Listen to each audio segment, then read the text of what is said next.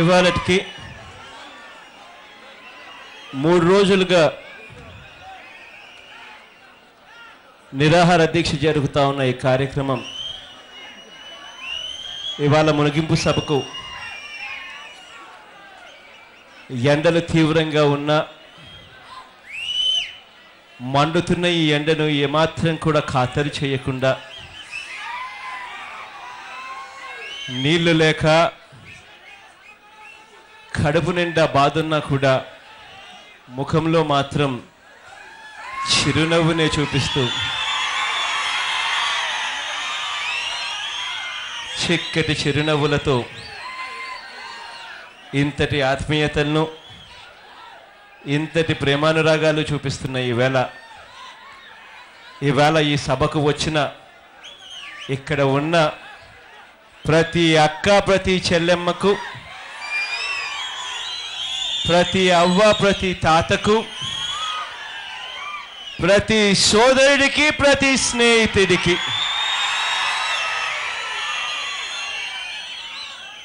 ఇక్కడికి వచ్చిన వాళ్ళే కాకుండా రాష్ట్ర వ్యాప్తంగా ఉన్న ప్రతి అక్క చెల్లెమ్మకు ప్రతి అవ్వ తాతకు ప్రతి సోదరుడికి స్నేహితుడికి కూడా చేతులు జోడించి శిరస్సు వంచి పేరు పేరున హృదయపూర్వకంగా మీ అందరికీ కూడా కృతజ్ఞతలు తెలుపుతా ఉన్నాను, ఆశీర్వదిస్తా ఉన్నందుకు.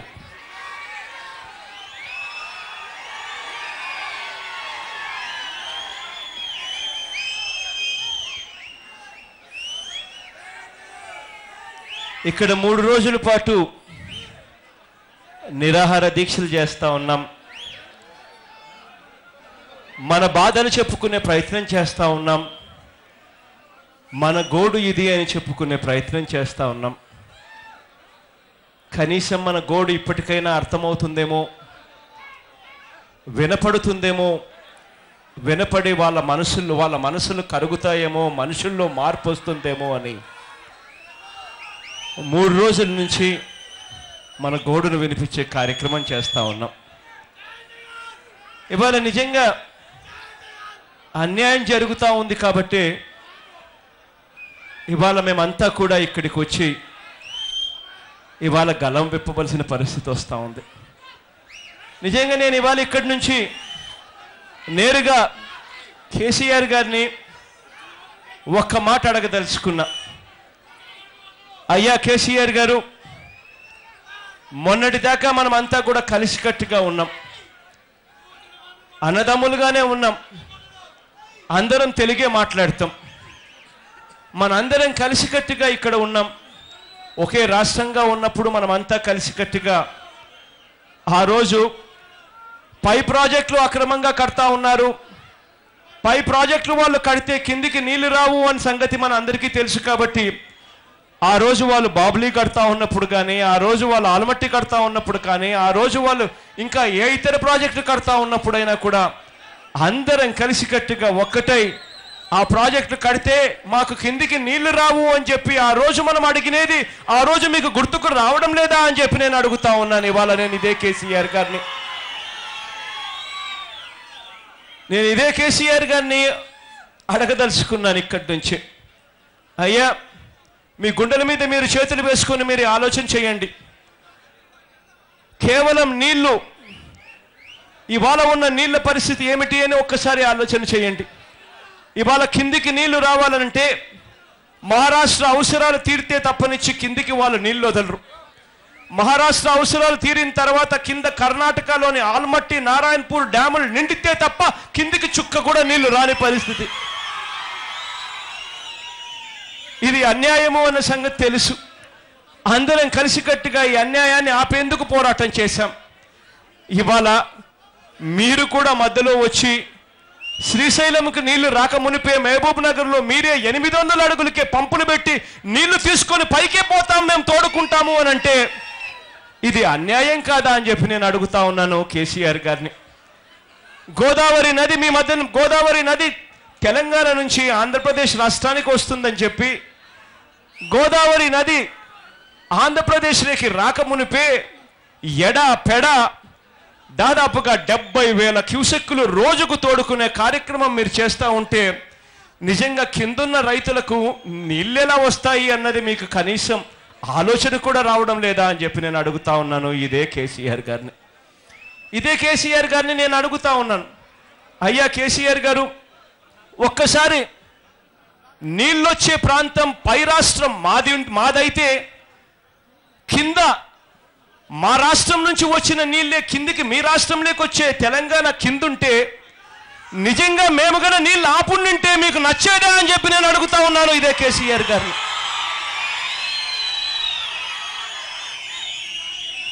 ఇవాళ పాలించే వాళ్ళము, పాలకులుగా ఉన్నవాళ్ళు ఎవరైనా కూడా మన వాళ్ళు ఎక్కడ ఉన్నా అన్నది మర్చిపోకూడదు. ఎప్పుడైతే ఇది మర్చిపోతారో పాలకులు, అప్పుడు విభేదాలు మొదలవుతాయి. ఎప్పుడైతే నాది నాది అంట మొదలు పెడతారో అప్పుడు అది కూడా మీకు ముగలకుండా పోయే పరిస్థితి వస్తుందన్నది మాత్రం మర్చిపోకూడదు. ఇవాళ కావాల్సింది అందరం కలిసికట్టుగా ఒక్కటి కావడం. ఇవాళ కావాల్సింది మనం తన్నుకోవడం కాదు. ఇవాళ మనం తన్నుకొని గొడవలు పడ్డం కాదు. ఇవాళ కావాల్సింది అందరం కలిసికట్టుగా ఒకటై జరుగుతూ ఉన్న ఈ వ్యవస్థలో మార్పు తీసుకొని రావడం, ఈ అన్యాయం జరగకుండా ఎలా చేయాలి అని చెప్పి చూడడం. ఈ మార్పు జరగాలి అని అంటే అందరం కలిసికట్టుగా ఒక్కటి కావాలి.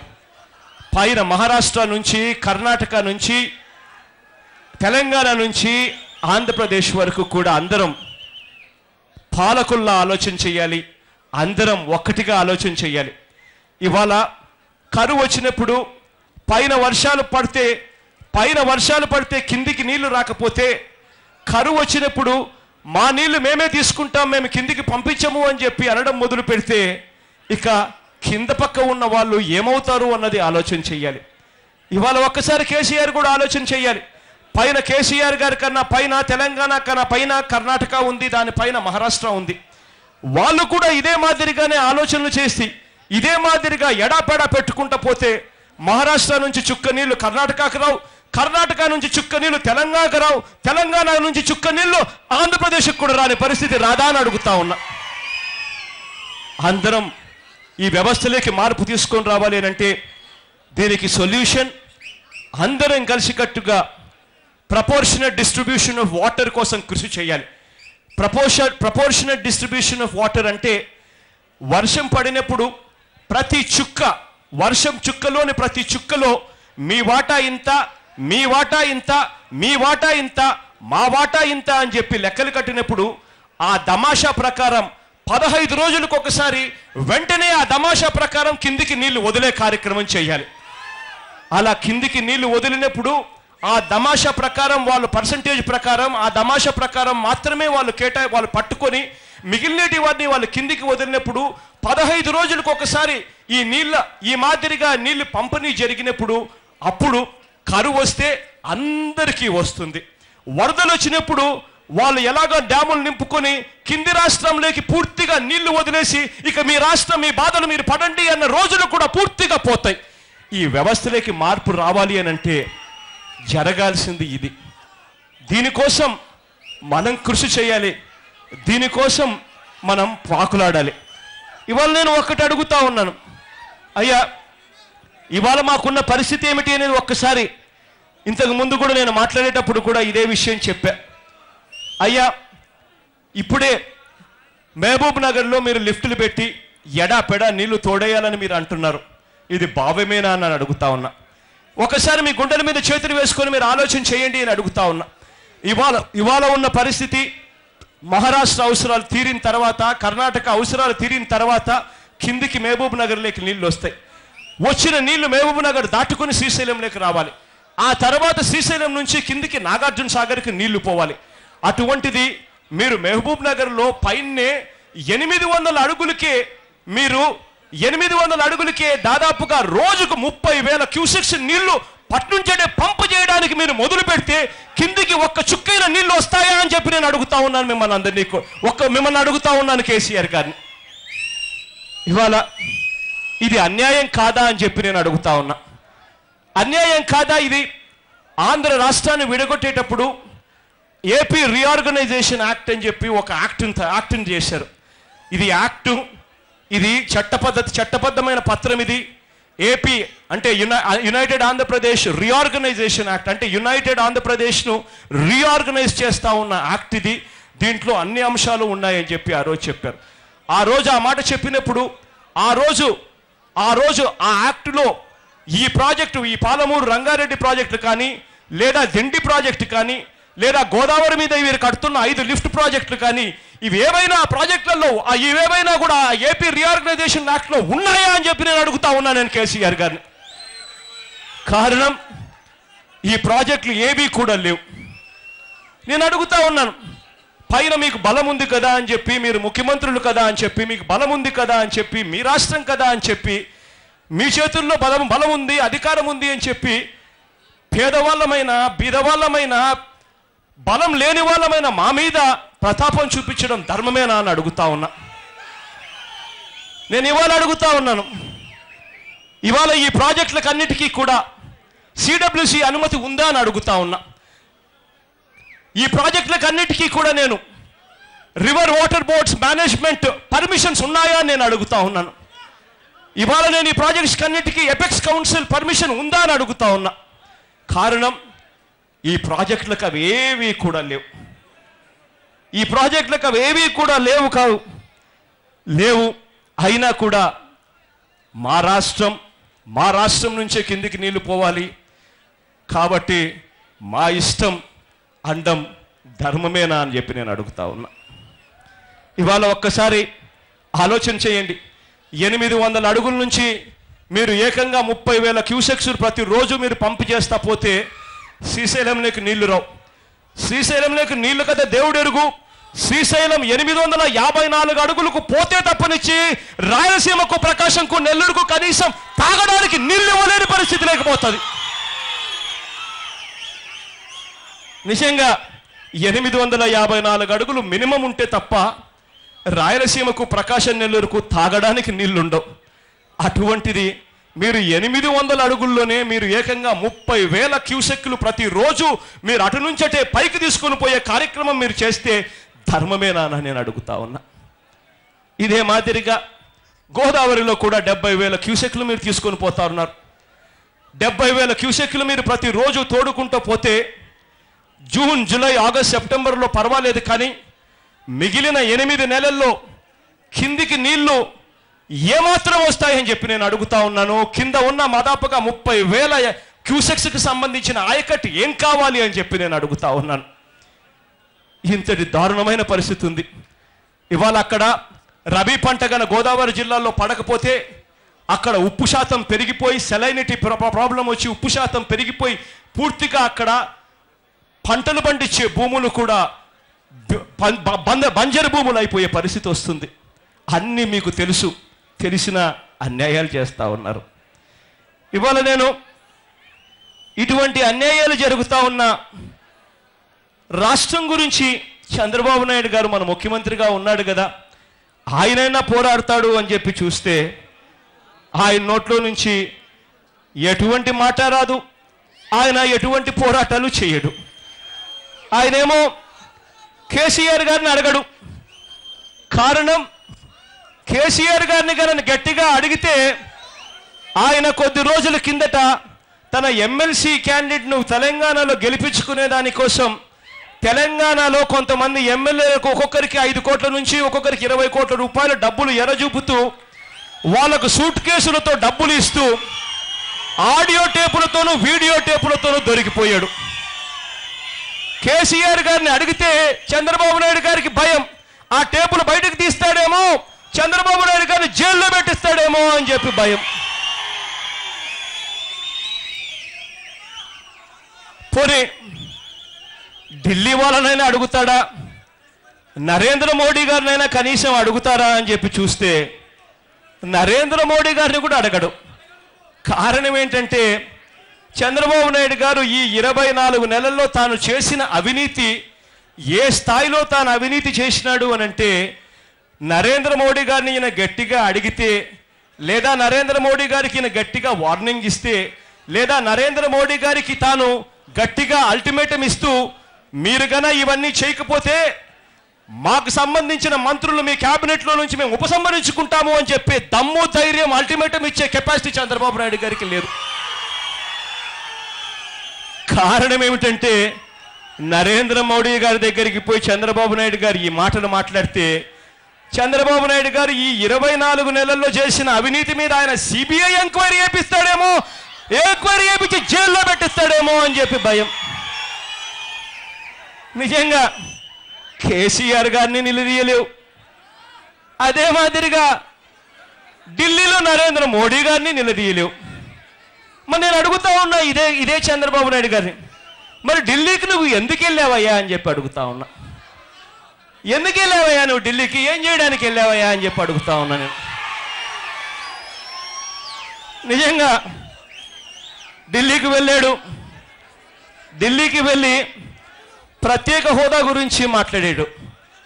ప్రత్యేక హోదా గురించి ఢిల్లీలో నరేంద్ర మోడీ గారితో ఏం మాట్లాడాడో లేదో నాకు తెలియదు, కానీ బయటకు వచ్చి ప్రత్యేక హోదా వస్తే ఏం మంచిది అని అంటాడు.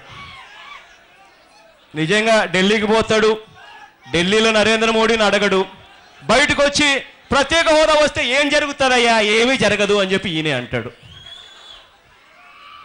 ఎందుకు నువ్వు అడగడం లేదు చంద్రబాబు అని గట్టిగా మనలాంటి వాళ్ళు నిలదీస్తారేమో అని చెప్పి ఈయనంతటికి ఈయనే ప్రత్యేక హోదా వల్ల ఏం మేలు అని ఈయనే మనల్ని ఎదురువేస్తాడు.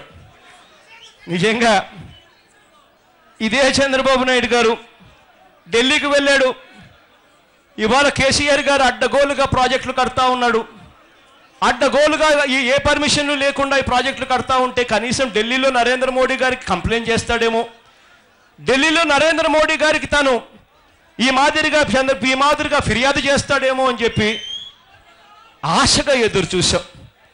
దీక్షలు చేస్తూ ఉన్నాం, ధర్నాలు చేస్తూ ఉన్నాం, అన్యాయాలు జరుగుతూ ఉన్నాయి. కనీసం తాగడానికి నీళ్లు లేని పరిస్థితిలోకి రాష్ట్రం పోతుంది. కనీసం నరేంద్ర మోడీ గారితో ఈ విషయం మీద ఫిర్యాదు చేస్తారేమో అని చెప్పి తీరా చూస్తే ఫిర్యాదు కథ దేవుడెరుగు. చంద్రబాబు నాయుడు గారు నిజంగా బయటకు వచ్చి ఒక ఇంటర్వ్యూలో ఇచ్చాడు. ఆ ఇంటర్వ్యూలో చంద్రబాబు నాయుడు గారిని ఒక విలేకరు అడిగాడు ఈ ప్రశ్న, తెలంగాణ కడుతున్న ప్రాజెక్టులపై మీ వైఖరి ఏమిటి అని చెప్పి ఒక విలేకరి చంద్రబాబు నాయుడు గారిని అడిగారు. చంద్రబాబు నాయుడు గారు అన్న మాటలు ఏమిటో తెలుసా? ముఖ్యమంత్రి గారు అన్న మాటలు, అన్ని అనుమతులు తీసుకొని కట్టాలి, సిడబ్ల్యూసి అనుమతి తీసుకోవాలి, కేంద్రం పరిష్కరించాలి. ఇది ముఖ్యమంత్రి అన్న మాటలు. ఇవన్నీ మాకు తెలియవాయా అని చెప్పి నేను అడుగుతా ఉన్నాను చంద్రబాబు నాయుడు గారిని. మరి ఇవన్నీ ఏమీ లేకుండా వాళ్ళు కడతా ఉంటే నువ్వేం చేస్తానవయ్యా ముఖ్యమంత్రి గారు అని చెప్పి నేను అడుగుతా ఉన్నాం. ఇవన్నీ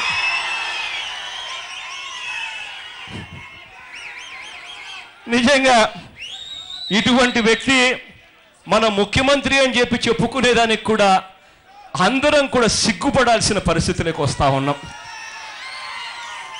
నిజంగా చంద్రబాబు నాయుడు గారి పరిస్థితి చూస్తే ఎలా ఉంది అంటే, ఆ రోజుల్లో చంద్రబాబు నాయుడు గారు 1994 నుంచి 2003 వరకు కూడా ముఖ్యమంత్రిగా ఉన్నాడు. ఆ రోజుల్లో కూడా రాష్ట్రం ఒక్కటిగా ఉన్నప్పుడు మహారాష్ట్రలో బాబ్లీ కడతా ఉన్నారు, కర్ణాటకలో ఆలమట్టి కడతా ఉన్నారు. అవన్నీ కూడా ఏమీ పట్టించుకోలేదు. ఇవాళ కూడా చంద్రబాబు నాయుడు గారు ముఖ్యమంత్రిగా ఉన్నారు. ఇవాళ అవి పై రాష్ట్రాలు, ఇవాళ తెలంగాణ పై రాష్ట్రం.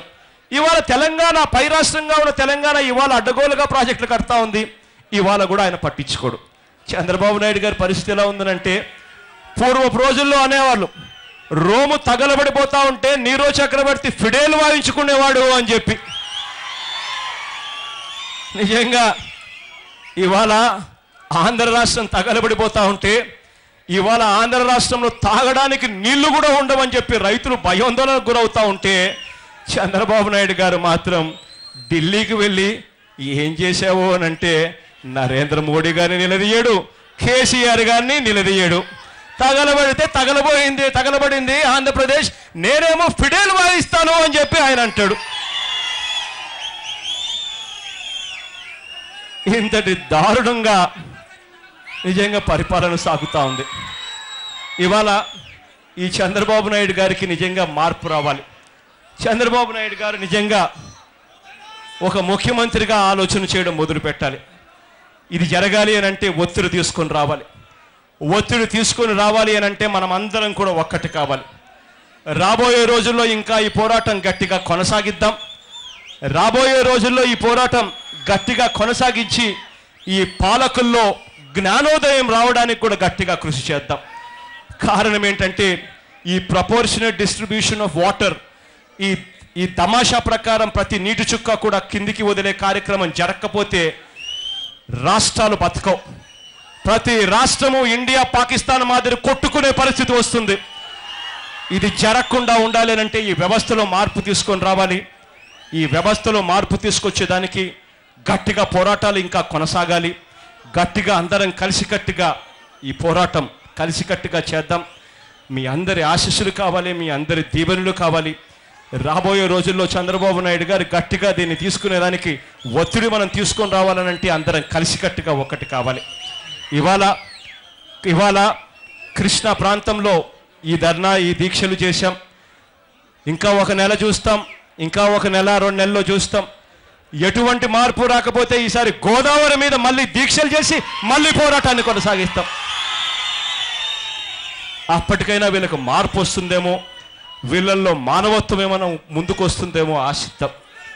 ఇవాళ కూడా కడుపు నిండా బాధున్నా కూడా చక్కటి చిరునవ్వులతోనే ఇంతటి ఆత్మీయతను పంచిపెడుతూ ఉన్నందుకు పేరు పేరున ప్రతి అక్క చెల్లెమ్మకు, ప్రతి అవ్వబతి తాతకు, ప్రతి సోదరుడికి, స్నేహితుడికి, మీ అందరి ఆత్మీయతలకు, మీ అందరి ప్రేమానురాగాలకు మరొక్కసారి వెళ్ళే ముందు చేతులు జోడించి శిరస్సు వంచి పేరు పేరున హృదయపూర్వకంగా కృతజ్ఞత తెలుపుకుంటూ సెలవు తీసుకుంటాను.